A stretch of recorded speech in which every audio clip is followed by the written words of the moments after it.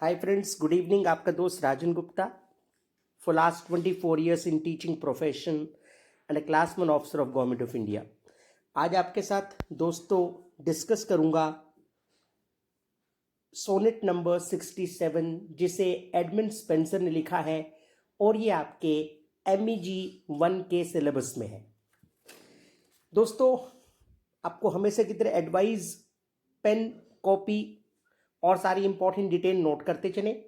Discuss इस तरह से करूंगा कि आपके सीधे एग्जाम के एंगल से डिस्कशन हो। सबसे पहले कुछ इंट्रो में लूंगा, अराउंड 5 मिनट्स का टाइम, जिसमें मेन फीचर की बात करूंगा। फिर इसका हिंदी एक्सप्लेनेशन दूंगा, एक इसका इंग्लिश एक्सप्लेनेशन दूंगा और वर्ड टू वर्ड पैराफ्रेजिंग भी डिस्कस करूंगा। एग्जाम के एंगल से क्यों इंपॉर्टेंट है? नंबर 1, आपका MEG 1 के अंदर और इवन अगर आप BA इंग्लिश ऑनर्स कर रहे हैं, क्योंकि वहां भी एडमंड स्पेंसर की एमोर्टी सोनेट्स हैं, तो तब उस केस में सबसे पहला क्वेश्चन, कंपलसरी क्वेश्चन आपका जो बनता है, आपको एनोटेशन देना होता है। आपको पोएम के एक्सट्रैक्ट आते हैं, सोनेट्स के एक्सट्रैक्ट, और उसको आपको रेफरेंस टू कॉन्टेक्स्ट, राइटर का नाम, पोइट का नाम, ये सब डिटेल देते हुए एक्सप्लेन करना है। दूसरा दोस्तों, फुल फ्लैश 20 मार्क्स का क्वेश्चन भी आ सकता है। उसमें वो आपके सिलेबस में एडमंड स्पेंसर की तीनों पोएम पूछ लेगा, तीनों सोनेट्स पूछ लेगा। वो कहेगा discuss the 3 amoretti sonnets of Edmund Spenser in your syllabus, simple language में। आए सबसे पहला पॉइंट, तो आप नोट कर रहे हैं दोस्तों, सोनेट क्या होती है? 14 लाइन की कोई भी पोएम, कोई भी सॉन्ग, उसे सोनेट कहा जाता है। सेकेंडली, एडमंड स्पेंसर ने टोटल 89 सोनेट्स लिखे थे और आपके सिलेबस में यहां 3 एमोरिटी सोनेट्स हैं। दोस्तों, लिखे क्यों? एक्चुअली एडमंड स्पेंसर एक लेडी, एक गर्ल एलिजाबेथ बोयाल को प्यार करते थे और उनसे कोर्टशिप करने के लिए, उनको शादी के लिए प्रपोज करने के लिए, कन्विंस करने के लिए उन्होंने ये लिखे। उसके बाद तीसरा पॉइंट दोस्तों, चौथा पॉइंट दोस्तों, अगर आप एलिजाबेथ बोयाल को देखें तो उनकी एज एडमंड स्पेंसर से कम थी। वैसे भी वो एक कॉमन गर्ल नहीं थी, एक रॉयल, एक रिच फैमिली से बिलोंग करती थी। और इधर हमारे एडमंड स्पेंसर साहब ऑलरेडी मैरिड थे, इनके 2 बच्चे भी थे और इसीलिए वो इनके लव प्रपोजल को एक्सेप्ट नहीं कर रही थी। He was not getting any positive response from her. Fifth point दोस्तों, इसमें आप पेट्रार्कन एलिमेंट देखेंगे। पेट्रार्कन एलिमेंट क्या होता है किसी भी सोनेट के अंदर? अगर उस पोएम में, उस सोनेट में लवर और बिलव्ड को एनिमल या नॉन लिविंग के साथ कंपेयर कर दिया जाए, मतलब एनिमेट और नॉन एनिमेट के साथ में, ऑब्जेक्ट के साथ में, तो ये एक पेट्रार्कन एलिमेंट है। दूसरी कंडीशन पेट्रार्कन एलिमेंट की यह है कि इस लवर एंड बिलव्ड के बीच में जो उनका प्यार है वो मटेरियलाइज नहीं होगा, वो पूरा नहीं होगा, वो सक्सेसफुल नहीं होगा। तो दोस्तों, उस एंगल से देखें तो ये पेट्रार्कन एलिमेंट इस सोनेट्स के अंदर ये पार्टली है। क्यों? क्योंकि एक्चुअल लाइफ में एडमंड स्पेंसर की शादी एलिजाबेथ बोयाल से हो गई थी, तो इसको हम पूरी तरह से पेट्रार्कन एलिमेंट का नाम नहीं दे सकते।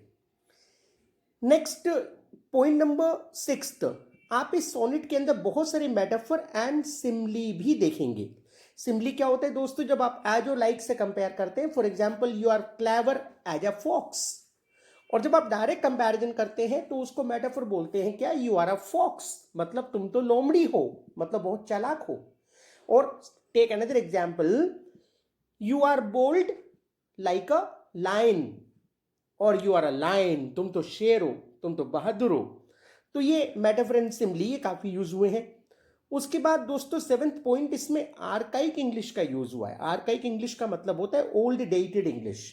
ओल्ड डेटेड इंग्लिश से दोस्तों क्या मतलब है? इसमें स्पेलिंग्स जो आज की डिक्शनरी में एग्जिस्ट नहीं करती है, वो स्पेलिंग्स इसके अंदर ली जाएंगी। कई ग्रामेटिकल एस्पेक्ट जो आज एग्जिस्ट नहीं करते हैं वो इसमें ओल्ड डेटेड हैं वो इसमें दिखेंगे।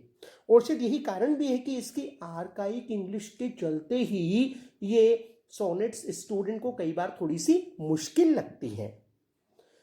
उसके बाद दोस्तों राइम में आपके साथ दोबारा भी डिस्कस करूंगा। इसमें राइम स्कीम देख लीजिए, ए बी राइम मेरे ख्याल से बहुत इजी टर्म आप समझते हैं। लास्ट के जो शब्दों में तुकबंदी की जाती है उसको राइम बोलते हैं, है ना। तो जैसे आप बोलते हैं ऊपर पंखा चलता है, नीचे बेबी सोता है, तो ये क्या हो गया, चलता है सोता है, ए क्योंकि साउंड एक जैसी है। सोते सोते भूख लगी, खा ले बेटा मूंगफली, लगी और मूंगफली, तो ये क्या हो गया, बी। तो इस तरह से राइम स्कीम होती है, बहुत आसान है, आप अपने आप समझ जाएंगे, फिर भी मैं लास्ट में एक्सप्लेन कर दूंगा। तो राइम देखें, A B, B C, C D और ई, ये इसकी राइम स्कीम है। अगर आप इसमें एमोरिटी सोनेट, एमोरिटी वर्ड का मीनिंग देखें तो देखें दोस्तों, एमोर एक इटालियन वर्ड है जो कि लव को डिनोट करता है। एमोरिटी जो है वो एक स्मॉल नेकेड चाइल्ड है जो Cupid CUPID Lord of love को डिनोट करता है। तो एमोरिटी सोनेट का मतलब हो गया लव सॉन्ग्स जो लव के लिए लिखे जाएं। तो ये तो थी दोस्तों कुछ इंट्रोडक्टरी लाइनें जो आपको इसमें लिखनी होंगी। अब आप मेरे साथ आ जाएं, एग्जैक्टली ये है क्या। तो सबसे पहले मैं दोनों लैंग्वेज में ले लूँगा ताकि मैं दोनों तरह के स्टूडेंट की रिक्वायरमेंट को पूरा कर पाऊँ। सबसे पहले आप हिंदी में ले लीजिए फ्रेंड्स। इसमें पोएट जो है वो अपने आप को एक हंट्समैन मतलब हंटर से और अपनी बिलव्ड को एक फीमेल डियर हिरनी से कंपेयर करता है, और वो कहता है कि वो उसको बार बार परस्यू कर रहा था, एक लंबे समय से परस्यू कर रहा था, और वो उसके पीछे, वो उसको अवॉइड कर रही थी, वो उसकी पकड़ में नहीं आ रही थी। तो ये जो पोएट है या जो हंटर है ये बुरी तरह से उसका पीछा करते हुए थक जाता है, और जो उसके डॉग्स हैं वो भी थक गए हैं, और वो अल्टीमेटली उसे अचीव नहीं कर पा रहा है, वो काफ़ी डिजेक्टेड है, वो एक शेडी प्लेस पर बैठ जाता है। और देन सडनली उसके दिमाग में स्ट्राइक होता है कि शायद ये हंट्समैन की बात कर रहा हूँ, हंटर की बात कर रहा हूँ, कि शायद ये हिरनी मेरी पकड़ में इसलिए नहीं आ रही है क्योंकि मेरी इसके प्रति जो इंटेंशन है वो सही नहीं है। इसको दबोचना, नोचना, है ना, शोषण जैसी जो एक जानवर को एक शिकारी करता है, और इसी के चलते ये मेरे पास नहीं आ रही है। और ऐसा दिमाग में आते ही सडनली उसमें एक change of mind, change of attitude होता है, और सडनली वो उसके प्रति सॉफ्ट हो जाता है। अब उसके अंदर जो उसके प्रति पैशन, ग्रीड, फोर्सफुली उसको अपना बनाना, ये वाली फीलिंग है वो चली जाती है। और जैसे ही दोस्तों हंटर के अंदर से ये फीलिंग जाती हैं तो सडनली उसकी तरफ, उसके चारों तरफ जो एक नेगेटिविटी का वाइब्रेशन थी वो ख़त्म हो जाती है, और जो हिरनी है, जो डियर है, वो इसको रियलाइज़ करती है, वो अपने आप ही इसकी तरफ आ जाती है। वो वहीं पर एक ब्रूक है, एक स्ट्रीम है, जलधारा है, वहाँ से वो पानी पीना शुरू कर देती है और इसके पास आके खेलना शुरू कर देती है। और हम समझ सकते हैं कि फिर अब वो हंटर और डियर के बीच में फ्रेंडलीनेस आ गई है। तो यहाँ पे hunter is no one else but our Edmund Spencer, और जो डियर है वो एलिजाबेथ बोयाल है। और वो कहना चाहते हैं कि जब तक मेरा जो एलिजाबेथ बोयाल की तरफ नज़रिया था वो एक ग्रीड वाला, पैशन वाला, फोर्सफुली उसको अचीव करने वाला था, तब तक वो मुझसे दूर रही। और जब मेरा उसके प्रति जो नज़रिया था वो सॉफ्ट हुआ तो वो अपने आप ही मेरे पास आ गई। उसने अपने आप को मेरे पास, अपने लिए, मेरे लिए पूरी तरह से सरेंडर कर दिया। तो दोस्तों ये आपका एक इंग्लिश में डिस्कशन और ले लेता हूँ आपके साथ। ये सोनेट नंबर 67 है। यहाँ पे जो टायर्ड लवर है, he has compared himself with a huntsman, and is beloved with a female deer. He has been following her, he has been in pursuit of his prey, shikar, for a long time. But now he is tired, he is weary. Why? Because his prey deer has escaped. He has not been able to capture her. His efforts have been in vain, have been futile. He pursues her for a long time and make various attempts to catch her, but fail in his mission. See, the beloved does not surrender to his wishes. Like a greedy hunter, the lover wishes to capture his beloved forcefully, but he does not succeed in his aim. The beloved cannot be won by passion, greed, and force. Realizing his foolishness, the huntman, matlab the lover, sit down to rest. He realizes his mistake. Ultimately, his patience and perseverance are rewarded. The beloved surrender herself. When he realizes his mistake, she returned. Friend, she is a gentle deer, forgiving and loving, a Christ, Jesus Christ figure, pure and godly, heavenly, divinely. So friends, from the above, we can see the comparison of human being with animate or inanimate object. And this is why we see the partly Petrarchan element in this sonnet. Why partly? Because in a Petrarchan element, the love will not be materialized in the last. But in this poem, in the life of Edmund Spenser, the relationship ultimately came into existence, अस्तित्व में आई. तो I hope आपको ये पूरा explain हुआ होगा. अब मैं आपके साथ इसको वर्ड टू वर्ड ले लेता हूं दोस्तों. देखें, लाइक एज ए हंट्समैन, देखिए मैंने कहा था LYKE एक आर्काइक इंग्लिश है.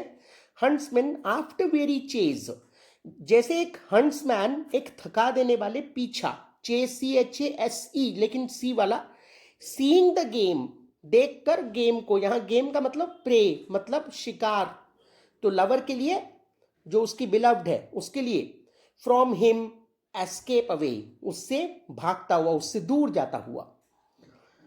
Seats down to rest him in some shady place, वो वहां बैठ जाता है अपने आप को रेस्ट देने के लिए किसी छायादार प्लेस पर. विद पांटिंग हाउंड्स, पांटिंग मतलब हाफना, सांस चढ़ जाते हैं जब, थक जाते हैं जब. हाउंड्स मतलब शिकारी कुत्ते.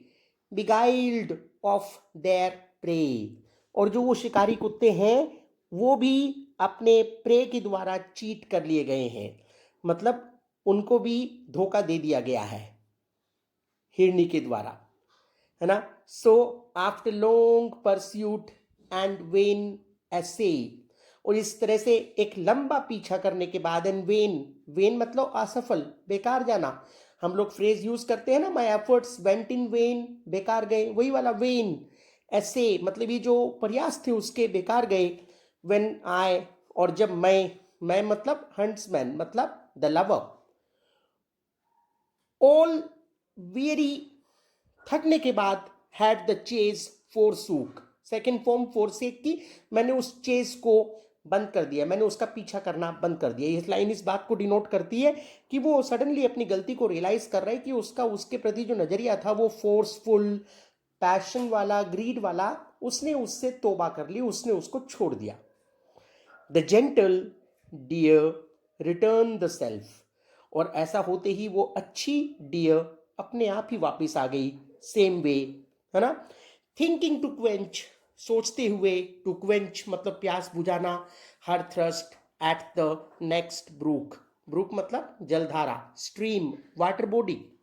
तो वो एक नजदीक की वाटर बॉडी पर पानी पीने के लिए वापस आ गई. अब यहां देखें दोस्तों, देयर शी बिहोल्डिंग मी, बिहोल्ड मतलब देखना, विद माइल्डर लुक, अब उसकी लुक के अंदर माइल्डनेस आ गई है, सॉफ्टनेस आ गई है. इससे पहले उसका नजरिया हंटर की तरफ, या दूसरे शब्दों में एलिजाबेथ बोयाल का नजरिया अपने लवर एडमंड स्पेंसर की तरफ नेगेटिव वाला था कि ये आदमी सही नहीं है, ये हंटर की इंटेंशन सही नहीं है. लेकिन अब उस डियर में, या दूसरे शब्दों में एलिजाबेथ बोयाल की नजरिए में अब बदलाव आया है, वो अपने लवर की तरफ, या दूसरे शब्दों में वो डियर अपने इस हंटर की तरफ सॉफ्ट हो गई है। Sought not to fly, seek का सेकेंड फॉर्म, और उसने भागने की कोई कोशिश नहीं की। सीक मतलब चाहना, हाइड एंड सीक, सीक मतलब ढूंढना, तलाश करना, उसने भागने की कोई कोशिश नहीं की। But fearless still did wide, और वो बिना किसी फियर के, निडरता के साथ वो वहीं पर रही। Till I in hand her yet half trembling took, और जब तक कि मैंने उसके कांपते हुए हाथ को अपने हाथ में ले लिया। समझ रहे हैं? And with her own goodwill, और अपनी खुद की गुडविल से, अपनी खुद की इच्छा से, her firmly will goodwill her firmly tied, उसने अपने आप को बंधने दिया, वो मेरे पास बंध गई, वो मेरे पास बंदी बन गई, है ना। Strange thing me seemed to see, ये मेरे लिए बड़ी अजीब बात थी, मेरे देखने में, मुझे देखकर ये बहुत अजीब लगा। आ बीस्ट सो वाइल्ड, कि एक जानवर जो इतना जंगली था थोड़ी देर पहले, सो गुडली वॉन, वो इतना अच्छे से, गुडली है ना, गॉड वॉन, उसने जीत लिया, विद हर ओन विल बिगाइल्ड, मतलब वो आराम से जीत ली गई। सो गुडली वॉन, जीत ली गई आराम से, विद हर ओन विल, उसकी अपनी खुद की इच्छा से उसे दगा दे दिया गया, उसको अपना लिया गया। तो मतलब उसने अब सरेंडर कर दिया हंटर के सामने, या एलिजाबेथ बोयाल ने सरेंडर कर दिया, एक्सेप्ट कर लिया love proposal of Edmund Spencer. तो दोस्तों, मुझे उम्मीद है आपको ये क्लियर हुआ होगा। वैसे भी एक बात मैं आपको बता दूं, क्योंकि MEG 1, क्योंकि हम कॉरेस्पॉन्डेंस डिस्टिंक्ट एजुकेशन के स्टूडेंट हैं, तो दोस्तों वर्ड टू वर्ड सभी पोएम्स को करना पॉसिबल नहीं होता है, लेकिन आप एटलीस्ट इंपॉर्टेंट पोएम को कवर करने की कोशिश करें। और इंपॉर्टेंट पोएम में भी अगर आप पूरी तरह से उसको कवर नहीं कर पा रहे तो मैं आपको एक सजेशन दूंगा, आप ना उसके कुछ मेन वर्ड्स को पकड़ लें। जैसे लाइक एज ए हंट्समैन, वैसे भी हमारी मेमोरी में जब भी ना ओड वन होता है तो वो हमारे दिमाग में हमेशा रहता है। जब जैसे आप देखेंगे लाइक का स्पेलिंग आया, चेस का स्पेलिंग आया, उसके बाद हाउंड, पांटिंग हाउंड्स हैं, है ना, ये वर्ड आपको दिमाग में इमीडिएटली स्ट्राइक करेंगे। ये तो एडमंड स्पेंसर का सोनेट नंबर 67 है। और उसके बाद दोस्तों, आपको लाइन टू लाइन मीनिंग पता हो ना पता हो, आपको तो एक एनोटेशन देना है, उसमें आपको पूरा हंटर की फीलिंग और डियर की फीलिंग, मतलब एडमंड स्पेंसर की और एलिजाबेथ बोयाल की फीलिंग को एक्सप्रेस करना है, जो आप बहुत आराम से कर पाएंगे। यहां आप ध्यान रखें, जब तक आप लिख के नहीं देखेंगे बात नहीं बनेगी, सिर्फ पढ़ने से बात नहीं बनेगी, आप 2 बार 3 बार लिख के जरूर देखें, इससे आपका राइटिंग स्किल भी डेवलप हो जाएगा, है ना। उसको कोशिश करें किसी से चेक करा लें, ताकि आपका जो लिखने का जो तरीका है, जो प्रेजेंटेशन है, वो सही है ना, है ना। इवन आप मुझे कमेंट बॉक्स में लिख के भेज सकते हैं, I will give you suggestion. तो आई होप मैं आपको एक्सप्लेन कर पाया दोस्तों। अच्छा, इसके अलावा अगर आपको कुछ नोट्स चाहिए, आपको इवन फिजिकल क्लासेस चाहिए, तो आप मुझे कांटेक्ट कर सकते हैं मेरे मोबाइल नंबर पे 9213532791। और मेरी क्लासेस पालम कॉलोनी, जो पालम मेट्रो स्टेशन और द्वारका सेक्टर 9 मेट्रो स्टेशन के बिल्कुल नज़दीक है, वहाँ मैं क्लासेस लेता हूँ। किसी भी तरह की क्वेरी के लिए प्लीज़ फील फ्री। और लॉकडाउन है पूरे हिंदुस्तान में, कीप फाइटिंग अगेंस्ट कोरोना, हम जीतेंगे और 100% जीतेंगे। Thank you very much, bye bye.